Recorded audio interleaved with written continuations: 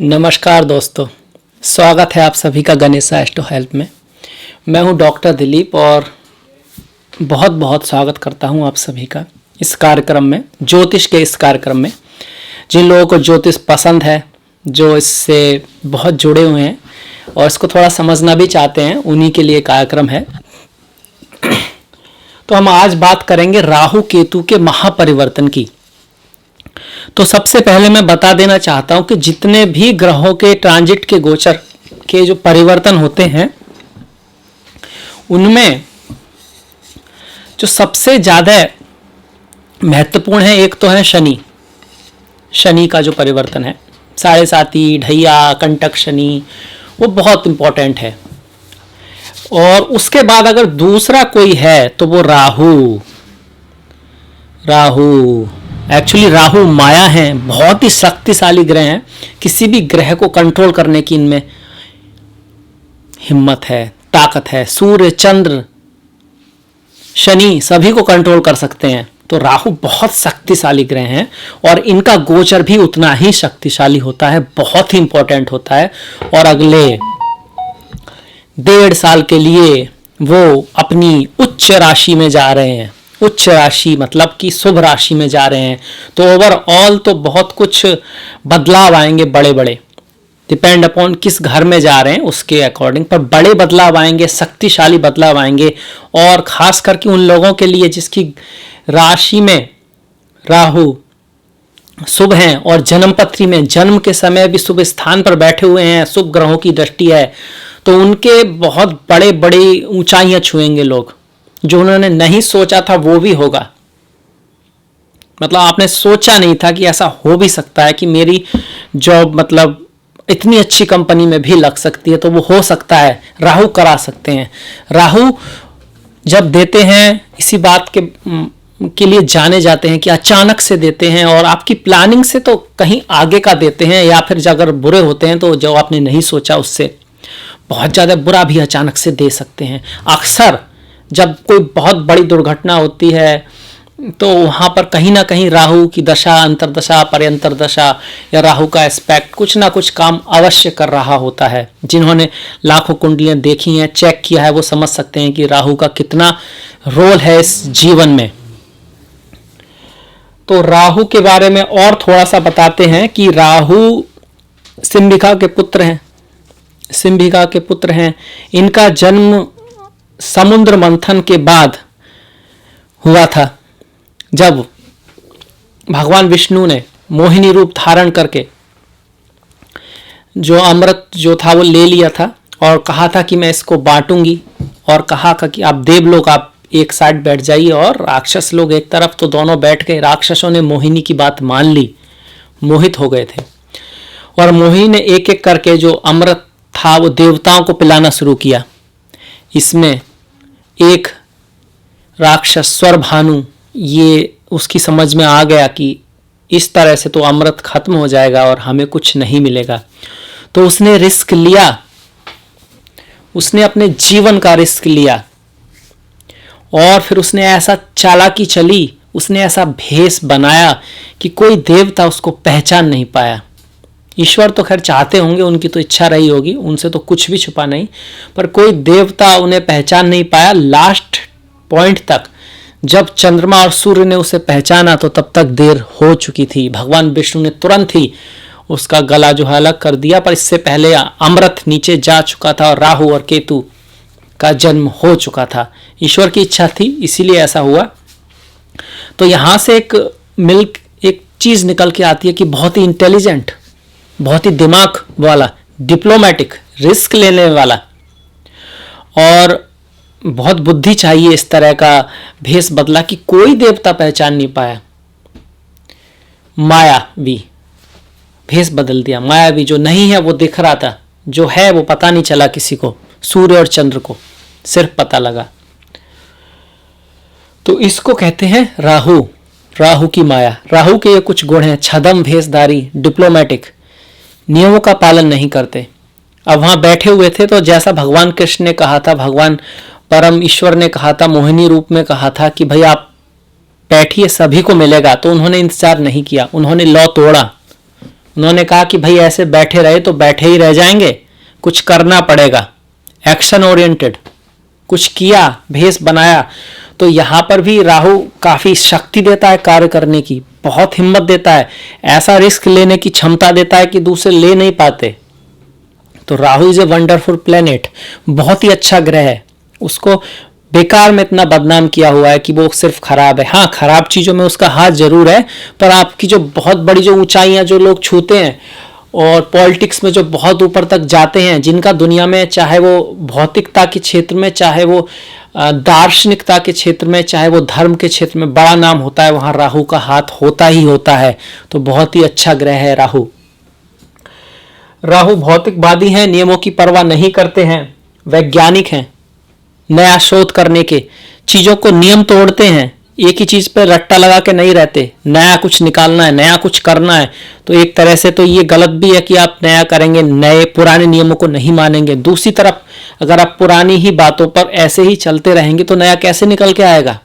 तो वो सोच कुछ नया करना, कुछ नया, इन नियमों का, ये नियम आखिरी नहीं है, नियम आखिरी नहीं है, और कुछ नया कुछ। तो वो राहु देते हैं out of the box thinking, सबसे अलग सोचना, डिप्लोमेटिक, पॉलिटिकल, लड़ाई करने में विश्वास नहीं करते, षड्यंत्र, पर वो कभी अच्छाई के लिए भी हो सकता है। पॉलिटिक्स, डिप्लोमेटिक, इधर उधर से कैसे भी करके अपना कार्य निकाल लेने की हिम्मत, ताकत, और कह सकते हैं कि योग्यता, ये भी एक योग्यता है। हर बात को आप लड़के नहीं कर सकते, अच्छाई के लिए भी आपको अच्छाई, आपका जो लक्ष्य है वो अच्छा है, पर उसके लिए भी आपको दिमाग से, डिप्लोमेटी से काम लेना चाहिए, और वो राहु देते हैं। तो बहुत अच्छे ग्रह हैं। इसके साथ साथ रिस्क टेकर, खतरों के खिलाड़ी।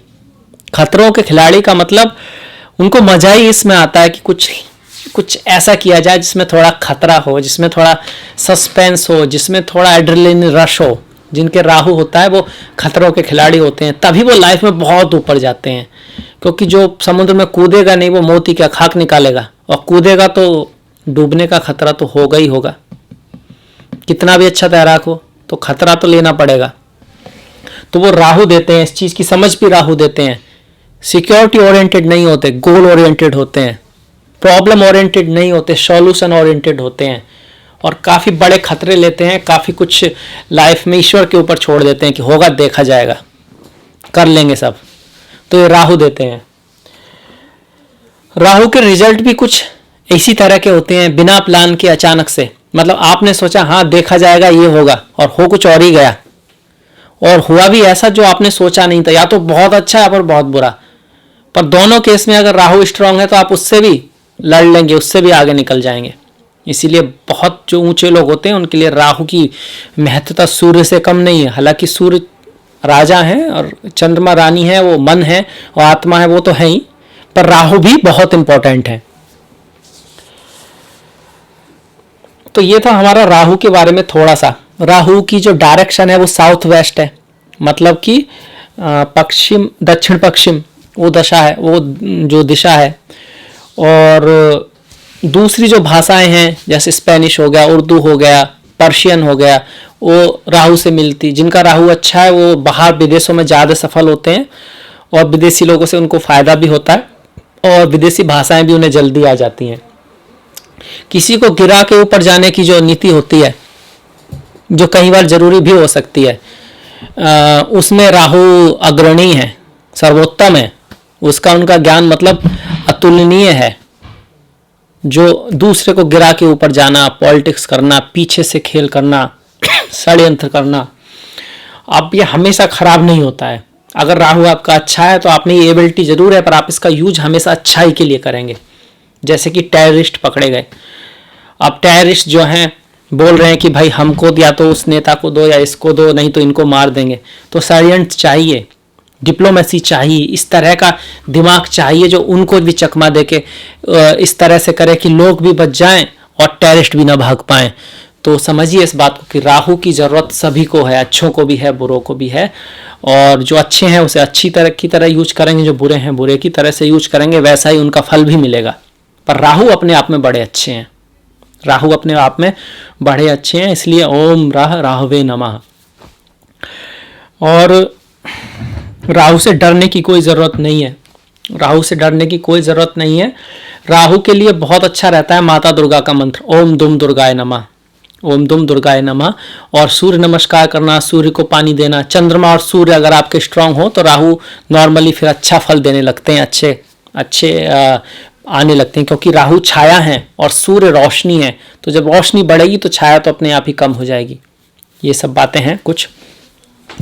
इसके बाद हम बात करते हैं आपके लिए, मीन राशि वालों के लिए मुबारक हो, बहुत बहुत मुबारक हो आपको कि आपके लगभग सारे ग्रह अच्छे होने वाले हैं। शनि तो आपके लिए 11वें भाव में है ही, गुरु भी नवंबर के बाद 11वें में जाएंगे, और राहु तृतीय भाव में आ रहे हैं। और तृतीय भाव में राहु को कहते हैं कि सारे सुख। गुरु का 11वें भाव में कहा गया है, मैं अक्षराक्षर आपको बता देता हूं कि गुरु एकादश में हो तो सारे लाभ होते हैं, धन लाभ, प्रतिष्ठा, कांति, बल, आनंद, शत्रुओं की हानि, समस्त कार्यों में सफलता होती है, समस्त कार्यों में सफलता। शनि भी आपके एकादश में है, एकादश में शनि जाए तो धन की प्राप्ति, रोग से मुक्ति, किसी उच्च अधिकारी और स्त्री संतान आदि से सुख होता है। तो सभी तरह की सफलताएं आपके जीवन में आने वाली हैं, खासकर कि ये राहु लाने वाले हैं, क्योंकि अभी तक जो राहु थे वो चौथे स्थान में थे, और रोग जो शनि गुरु जो देने वाले थे उसमें थोड़ा सा राहु ने थोड़ा सा रोक रखा था, क्योंकि चौथे स्थान का जो राहु है वो बैर देता है, दुश्मनी देता है, और दुश्मनी और घर में थोड़ा कलेश रखता है, माता पिता से दूर ले जाता है, इस तरह का। पर अब ऐसा नहीं है, अब ऐसा नहीं है। अब सारे के सारे ग्रह आपके लिए अच्छे गोचर में आ रहे हैं, मन आपका शांत रहेगा, एक चीज पे लगेगा, आप अच्छी तरह से सोच पाएंगे, आप अच्छी तरह से निर्णय ले पाएंगे, शत्रु आपका कुछ उखाड़ नहीं पाएंगे, कुछ बिगाड़ नहीं पाएंगे। गोचर यही कहता है, गोचर यही कहता है। अब ऐसे में अगर जन्म कुंडली में दम है, अच्छी दशा महादशा चल रही है, और कुंडली के राहु शनि गुरु अच्छे स्थान पर हैं, तो ये वो समय है जो आपके जीवन का गोल्डन पीरियड बनेगा। आप जीवन की बहुत बहुत बड़ी ऊंचाइयां छुएंगे, इस बात में कोई शक नहीं है, कोई शक नहीं है। पर हाँ, अगर कुंडली में ये ग्रह अच्छे नहीं है, कमजोर हैं, बली नहीं है, अष्टक वर्गा में जब अब वो जहाँ गोचर कर रहे हैं वहाँ पॉइंट नहीं है, तब भी फिर कुछ खास नहीं कर पाएंगे। पर हमारा जो प्रोग्राम है ओवरऑल के लिए है, तो हम एक जर्नल लेके चल रहे हैं, उसके अकॉर्डिंग बात कर रहे हैं। हम ये सोच के चल रहे हैं कि आपके प्लैनेटों में कुछ तो दम है, अगर नहीं है तो उस केस में कुछ खास नहीं हो पाएगा। यही कारण है कि जब ज्योतिषी लोग, ज्योतिषाचार्य बोलते हैं कि ये होगा वो होगा, छप्पर फटेंगे और कुछ घंटा नहीं होता है, उसका कारण यही होता है कि कुंडली में ग्रहों में ही दम नहीं होता है, फिर वो कहीं घूमता रहे। समझने की बात है कि अगर जन्म के ग्रह में ही दम नहीं है, फिर वो कहीं भी घूमता रहे, उससे कुछ होना नहीं है, वो वहीं रहेगा, वही थोड़ा बहुत कर सकता है। अगर दम है तो वही ग्रह का गोचर दम के अकॉर्डिंग, किसी को 2 रुपये, किसी को 20 रुपये, किसी को 20,000, किसी को 20 लाख, किसी को 20 करोड़, और किसी को तो बहुत कुछ दे सकता है। वो प्लेनेट की पोजीशन के अकॉर्डिंग पिक्चर बदल जाती है, क्योंकि जन्म का बड़ा महत्व है। तभी तो हमारे यहाँ घड़ी लेके बैठे रहते थे, किस समय, किस पली, किस घटी तक का कब जन्म हुआ, बहुत इंपॉर्टेंट है। उससे फिर दूसरे चार्ट बदल जाते हैं, इसीलिए उसकी महत्वता थी। नहीं तो फिर ऐसे ही देख के बता देते भाई इस राशि का सबका ऐसा नहीं है। भाई आपका जन्म हुआ है, उस मिनट का भी महत्व है, मिनट का भी महत्व है, तो घंटों का तो बहुत महत्व हो जाएगा। तो मिनट सेकंड का भी महत्व होता है। पर जब जन्म पूरा पता नहीं होता, इसके आसपास है, तो वो फिर उसमें थोड़ा टेंशन रहता है कि भाई कितना सही है, समय का सही होना बहुत जरूरी है।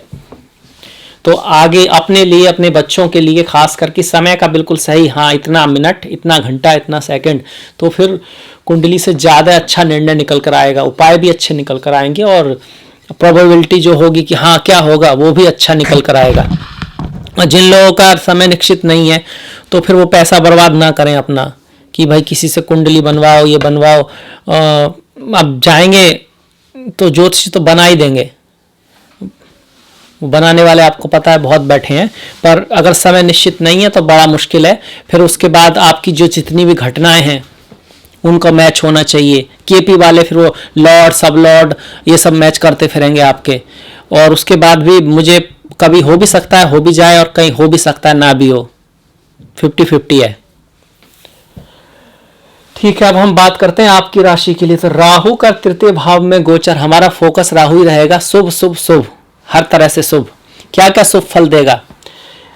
आपके सम्मान में वृद्धि होगी, आपकी ऑरा में वृद्धि होगी, आपके लोग आपको जानेंगे, आपके फेम में वृद्धि होगी, लोग आपकी बात सुनेंगे, आप जो चाह रहे थे वो हो पाएगा, आप जो चाह रहे थे वो हो पाएगा। ऐसा मैंने क्यों कहा? ऐसा मैंने कहा कि जब राहु तृतीय स्थान में होते हैं तो जिस स्थान से तृतीय हैं उसका शुभ फल देते हैं। तो लग्न से तृतीय हैं, देखिए लग्न से गिनिए 1 2 3, तो लग्न का शुभ फल देंगे। और लग्न तो हमारी बुद्धि है, लग्न तो हमारा ऑरा है, लग्न तो हमारा खुद का स्टेटस है। तो आपको लोग सुनेंगे, आपकी लोग बात मानेंगे। ठीक इसी तरह जब राहु तृतीय स्थान में होते हैं और जिस स्थान से छठे हैं उसका भी अच्छा रिजल्ट देते हैं। तो यहां से गिनते हैं 1 2 3 4 5 6, दसम का अच्छा रिजल्ट आएगा। मतलब कि जॉब लग सकता है, जॉब के लिए आप चला गया था किसी कारण से, तो जॉब लगने की बड़ी उम्मीद है आपकी, लग सकता है। एकदम से तो नहीं होगा, मंदे ग्रह हैं, पर हाँ सितंबर के बाद कुछ ना कुछ ऐसी बातें होने लगेंगी जो आपको फिर धीरे धीरे जॉब मिल जाए। कभी कभार अचानक से भी मिल सकता है, क्योंकि राहु आप समझ गए हैं, उनका जो रिजल्ट होता है बड़ा ही कह सकते हैं बड़ा ही मुश्किल होता है कि कब होगा। वो तो है ही छदम ग्रह। पर यह है कि हाँ नौकरी लग सकती है, जॉब लग सकता है। जॉब अगर नहीं लगा है तो, अगर लगा है तो प्रमोशन हो सकता है, स्थानांतरण हो सकता है। स्थानांतरण, पर वो आपके लिए शुभ होगा। स्थानांतरण क्यों? बदलाव के ग्रह हैं, सब उलट पुलट कर देते हैं, जो नहीं सोचा वो। आपका प्रेम या चल रहा है किसी व्यक्ति से, लड़के से, उसका नाम कुछ भी है, आपको बड़ा प्रेम है उससे, आप उससे शादी करना चाहती हैं, पर किसी कारण झगड़ा हो गया, सब ब्रेकअप हो गया। आपने सोचा अब क्या होगा, अब कुछ नहीं होगा, ऐसा लड़का कहाँ से मिलेगा, या जो भी है ऐसी लड़की कहाँ से मिलेगी। और कुछ ही दिनों में फीलिंग गायब हो गई, या कुछ ऐसा हुआ दूसरा लड़का आ गया, आपको पसंद भी आ गया, और आपने सोचा भी नहीं था कि इतनी जल्दी शादी भी हो गई। मतलब जो कहीं आपके दिमाग में नहीं था वो हो गया। या फिर आप कुछ बहुत एक्सीडेंट हो गया आपका, आप बीमार हो गए, आपका जॉब चला गया, सब कुछ ऐसा चल रहा है कि भाई अब कुछ नहीं हो सकता। लोग भी कह रहे हैं अब तो भाई ये गया, इसका कुछ नहीं होगा।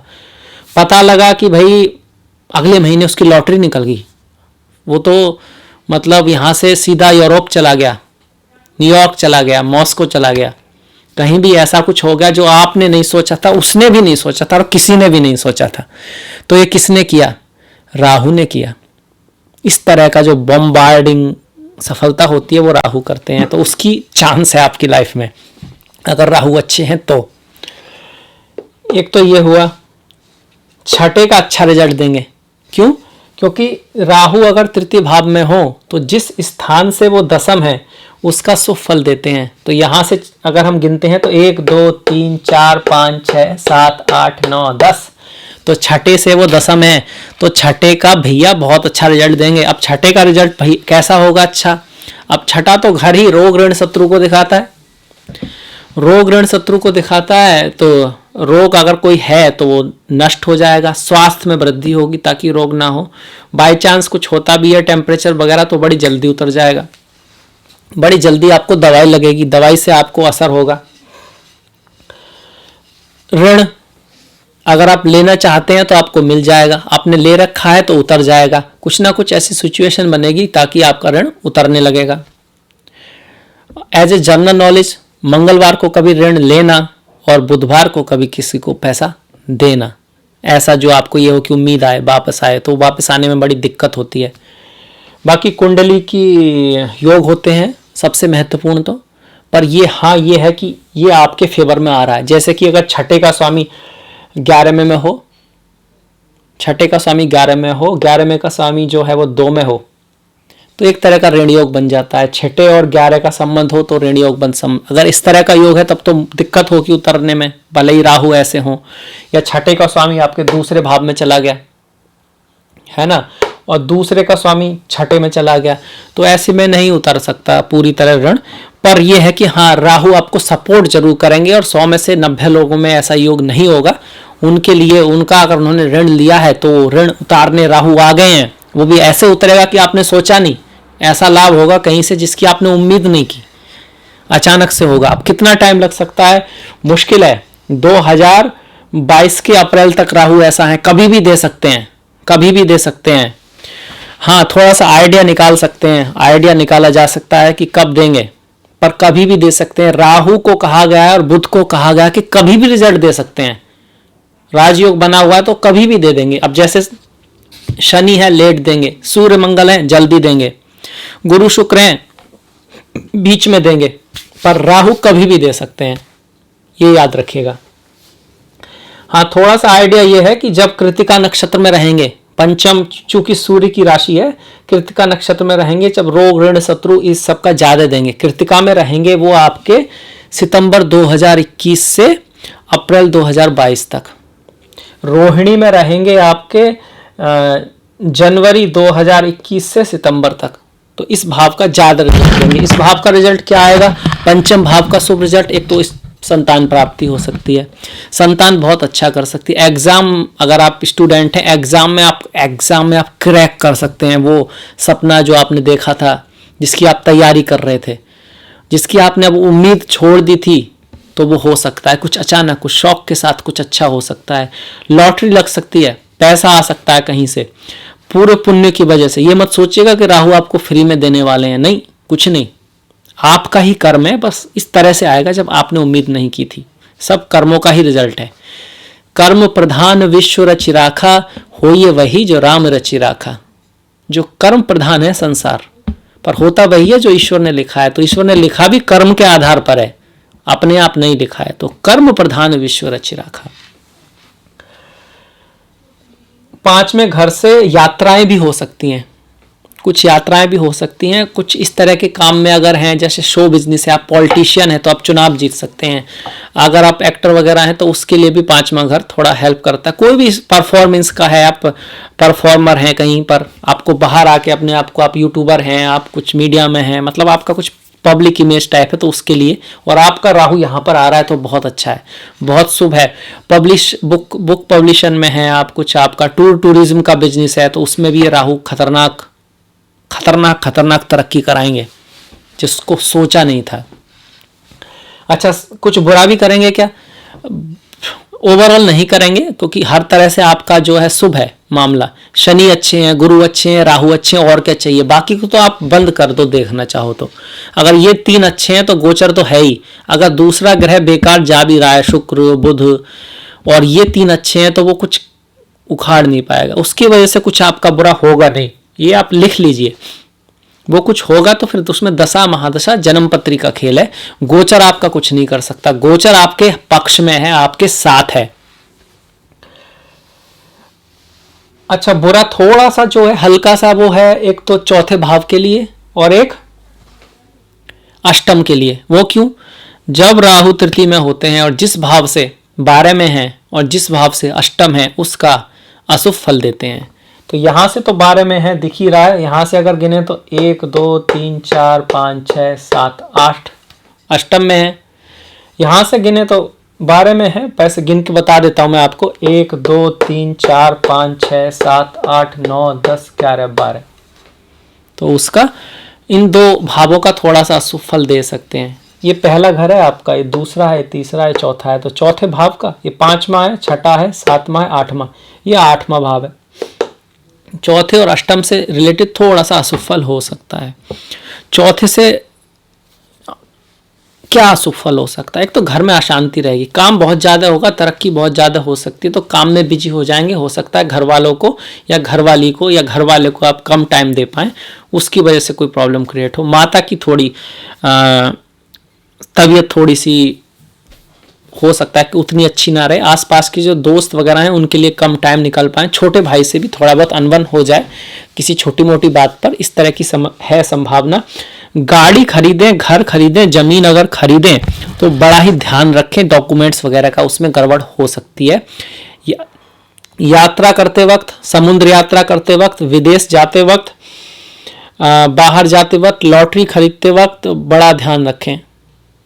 जैसे लॉटरी खरीदने जा रहे हैं गाड़ी में, तो गाड़ी का ध्यान रखें, क्योंकि अष्टम से रिलेटेड जा रहे हैं काम करने, तो उस बीमा के लिए जा रहे हैं, अष्टम से रिलेटेड जा रहे हैं, टैक्स को करने के लिए कहीं जा रहे हैं, अष्टम से रिलेटेड जा रहे हैं, तो उस टाइम ध्यान रखना है। एक्सीडेंट वगैरह इस तरह का कोई चांसेस हो सकता है। ये सिर्फ संभावना है, असली तो आपकी जन्मपत्री है। तो ये था ओवरऑल क्या होगा। इसके अलावा और भी कुछ होगा? हाँ जी, और भी कुछ होगा। राहु की दृष्टियां तो हमने ली नहीं, तो राहु की दृष्टि देखिए। राहु अपने से पंचम, सप्तम और नवम देखते हैं। तो यहां से पंचम 1 2 3 4 5 7वें घर पर दृष्टि है, पर यहां पर गुरु की भी दृष्टि है। तो एक तरह से यह है कि रिलेशनशिप में थोड़ा सा कुछ खटपट छुटमुट हो सकता है, क्योंकि गुरु का आशीर्वाद आपके साथ है। कुछ ऐसा नहीं होगा। अगर आप सिंगल हैं तो आपको दोस्त बन सकती है या दोस्त बन सकता है। ऐसा हो सकता है कि आपकी दोस्त या आपकी प्रेमिका, आपका प्रेमी, जो आपका प्रेमी है वो विदेशी हो, दूसरे धर्म का हो, दूसरे कल्चर का हो, उसमें राहु आपकी सहायता करेंगे। राहु चाहते ही हैं, किसी की एक शादी टूट गई है तो दूसरी शादी कराने में राहु सहायता करेंगे। और इंटरकास्ट मैरिज होती है, उसमें भी राहु सहायता करेंगे यहाँ से। पर चूंकि गुरु का आशीर्वाद है आपके ऊपर, तो इसमें कुछ डरने वाली बात नहीं है, इसलिए मैंने कहा अच्छा ही है। और बिजनेस को बढ़ा सकते हैं। आपका जो बिजनेस है वो काफ़ी हद तक बढ़ जाएगा, फैल जाएगा। नए नए क्लाइंट आएंगे। उन क्लाइंट्स में कुछ लोग फॉरेनर हो सकते हैं, या फॉरेन कंपनी में कुछ काम आपका लग जाए। इस तरह का कैसे कि दिखा रहा था कि जॉब जा सकता है, तो ऐसी जगह जाएं जहाँ पर कुछ विदेशी चीज़ों की क्रय विक्रय होता है, या कुछ विदेशों से संबंध है। आजकल तो सब कुछ, बहुत सारी कंपनियां हैं जो दिखती इंडिया में ही हैं, काम करती हैं, पर चीज़ें उनकी विदेशी हैं। अब टेलीफोन भी देखिए, कोरिया, सैमसंग, ये सब चलता रहता है बहुत सारा।